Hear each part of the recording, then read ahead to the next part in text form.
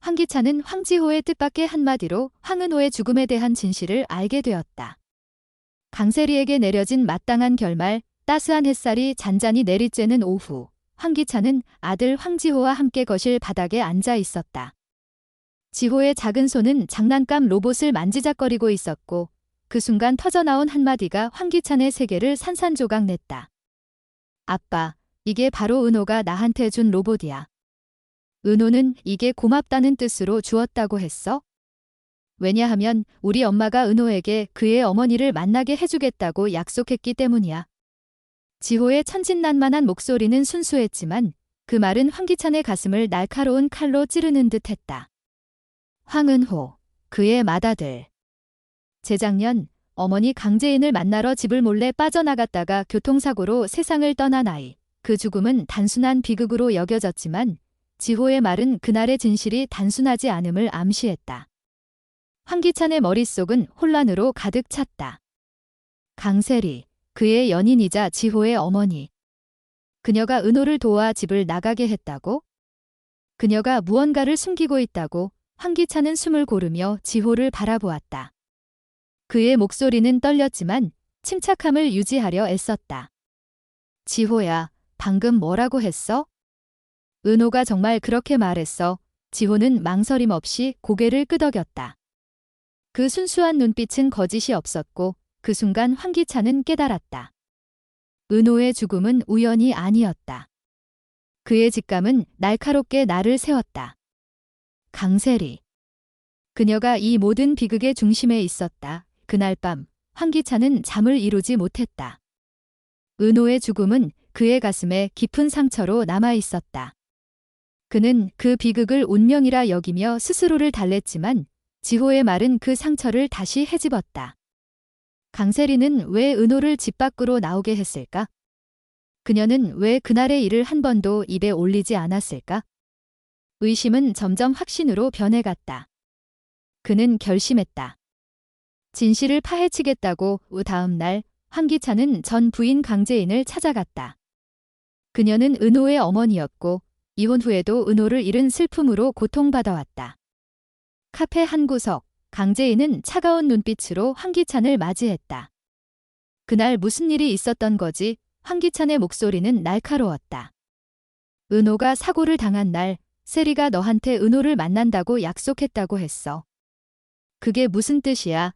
강재인의 입꼬리가 비틀리며 냉소가 번졌다. 그녀의 목소리는 독이 묻어 있었다. 지금에서야 눈치챘나? 당신이 그토록 믿었던 강세리, 그 여자가 당신 아들을 죽인 거야. 그 말은 황기찬의 심장을 멈추게 했다. 강재인은 말을 이어갔다. 세리는 은호에게 나를 만날 수 있다고 속였어.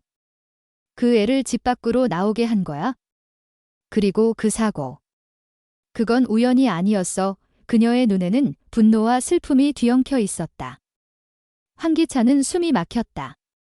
강세리, 그가 사랑했던 여인.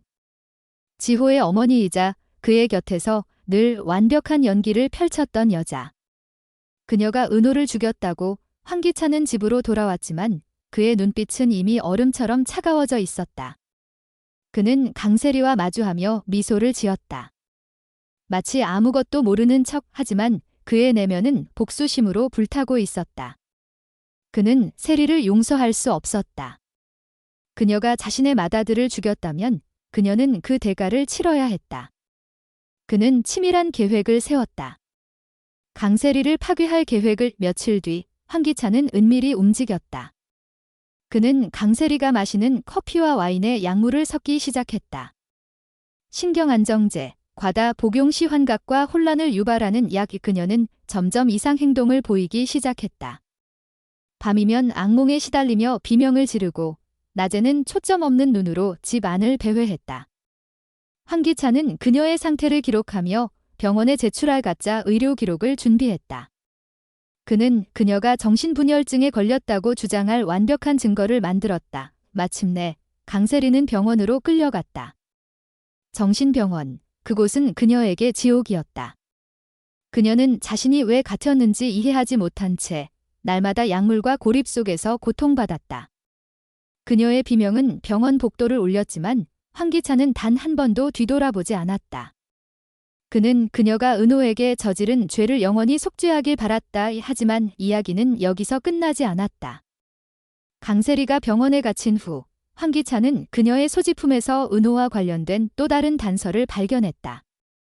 그녀의 오래된 휴대폰 속 삭제되지 않은 메시지 하나. 그 애를 처리해야 해. 그가 살아있으면 우리 계획이 무너져. 그 메시지는 익명의 발신자에게서 왔지만 황기찬은 직감했다. 강세리 혼자만의 계획이 아니었다. 그녀 뒤에는 더 큰 그림자가 있었다. 황기찬의 복수는 이제 새로운 국면으로 접어들었다. 그는 은호의 죽음에 얽힌 모든 진실을 파헤치기로 맹세했다. 강세리를 무너뜨린 것으로 충분하지 않았다. 그녀를 조종한 자, 그 그림자 속의 인물을 찾아내야 했다. 그의 눈빛은 결연했다. 은호의 죽음은 단순한 비극이 아니었다. 그것은 누군가의 치밀한 음모였다. 그리고 그 음모의 전말이 드러나는 순간 황기찬은 자신이 상상도 못한 거대한 비밀과 마주하게 될 것이다. 강세리는 단지 퍼즐의 한 조각일 뿐이었다. 진정한 적은 아직 어둠 속에 숨어 있었다. 황기찬의 복수는 이제 새로운 국면으로 접어들었다. 그는 은호의 죽음에 얽힌 모든 진실을 파헤치기로 맹세했다. 강세리를 무너뜨린 것으로 충분하지 않았다. 그녀를 조종한 자, 그 그림자 속의 인물을 찾아내야 했다. 그의 눈빛은 결연했다. 은호의 죽음은 단순한 비극이 아니었다. 그것은 누군가의 치밀한 음모였다. 그리고 그 음모의 전말이 드러나는 순간 황기찬은 자신이 상상도 못한 거대한 비밀과 마주하게 될 것이다. 강세리는 단지 퍼즐의 한 조각일 뿐이었다. 진정한 적은 아직 어둠 속에 숨어 있었다. 황기찬은 어두운 서재에 홀로 앉아 있었다. 책상 위에는 강세리의 오래된 휴대폰과 그 안에서 발견된 메시지가 적힌 종이가 놓여 있었다.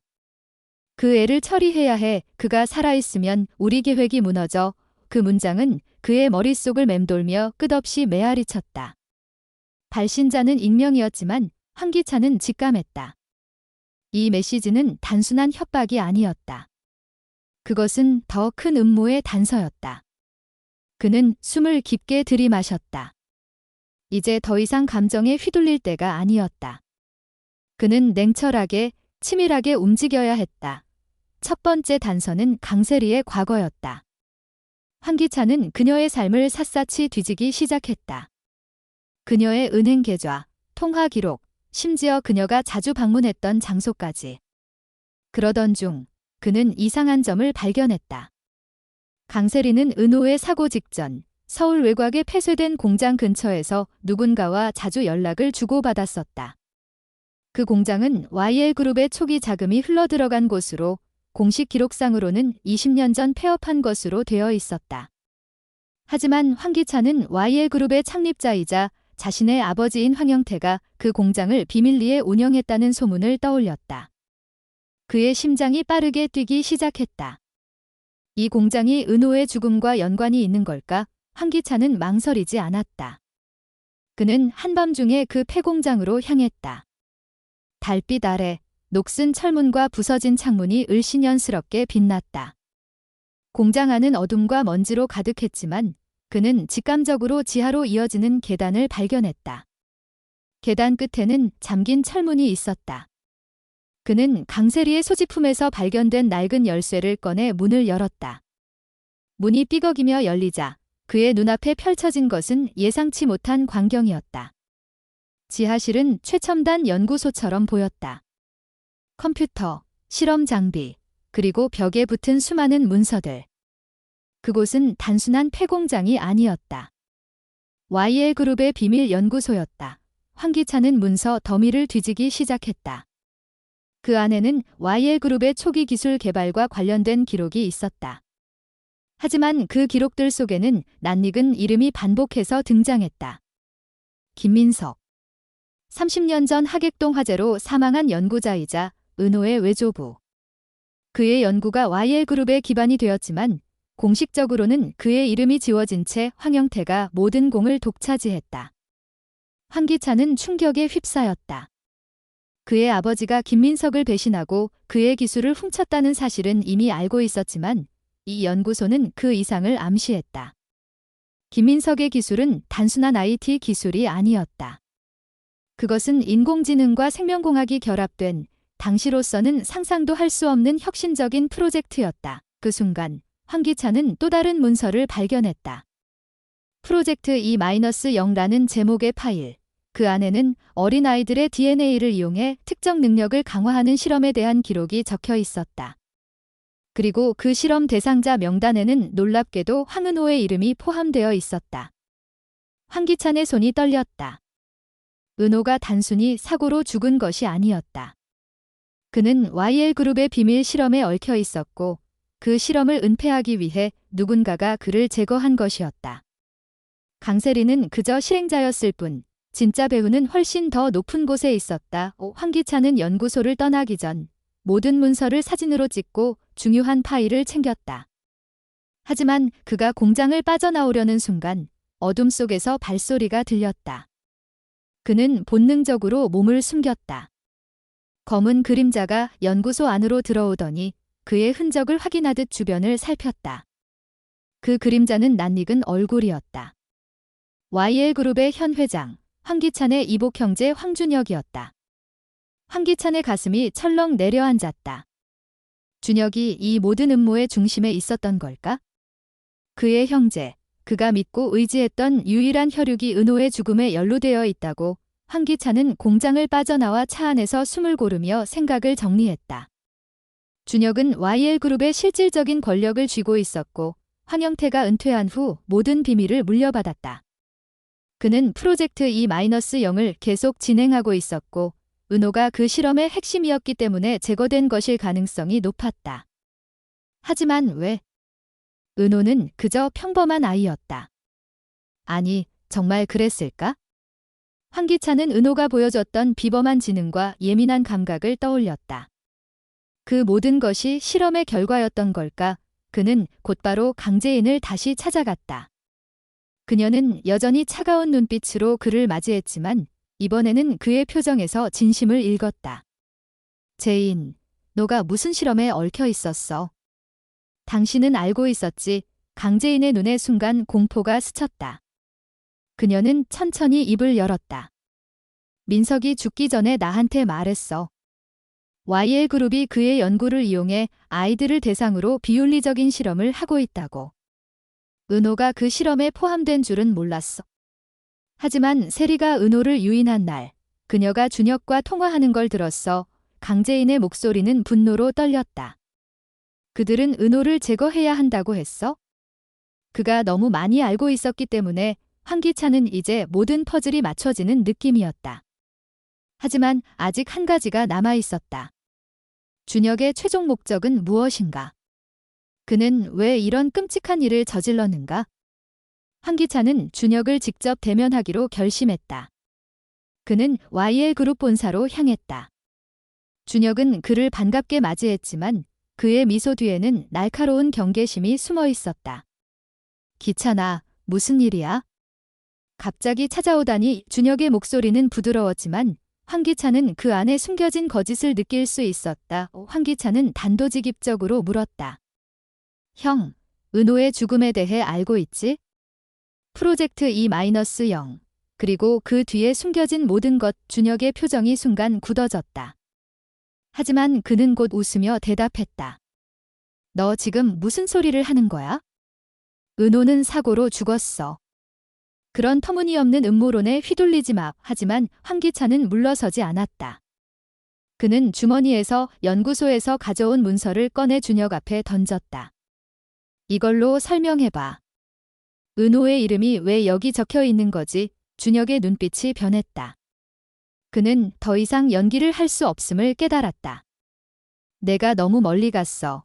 기찬아. 그의 목소리는 낮고 위협적이었다. 이건 너나 나를 넘어서는 일이야? YL그룹은 단순한 기업이 아니야. 우리는 세상을 바꾸고 있어. 황기찬은 그의 말에 경악했다. 준혁은 프로젝트 E-0을 통해 초인적인 능력을 가진 인간을 만들려 하고 있었다. 그리고 그 실험의 성공 사례가 바로 은호였다. 하지만 은호가 실험의 비밀을 알아차리자 준혁은 그를 제거하기로 결정한 것이었다. 그 순간 준혁의 경호원들이 사무실로 들어왔다.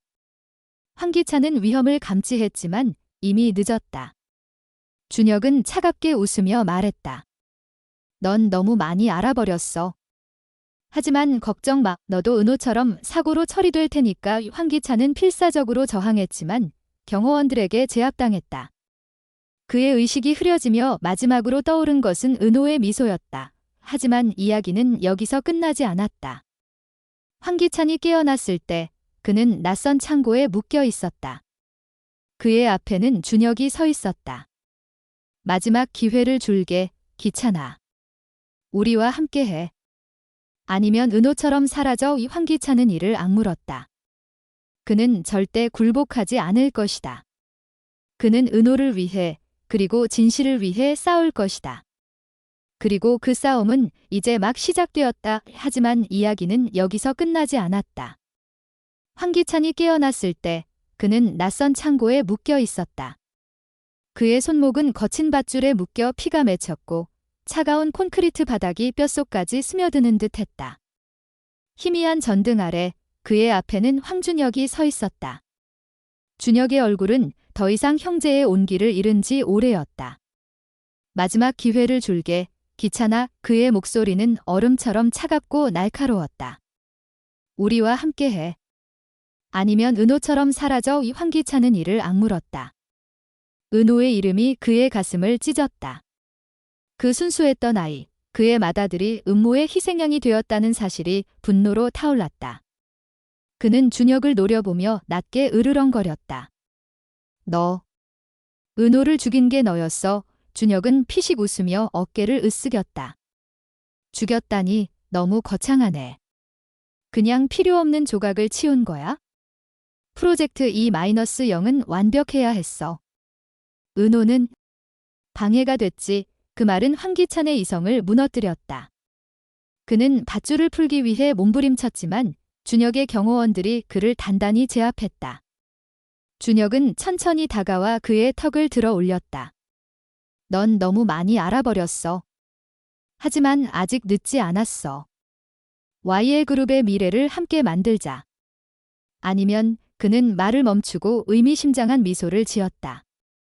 이 창고가 내 무덤이 될 거야. 창고를 빠져나오며 황기찬은 준혁의 뒤통수를 노릴 기회를 엿봤다.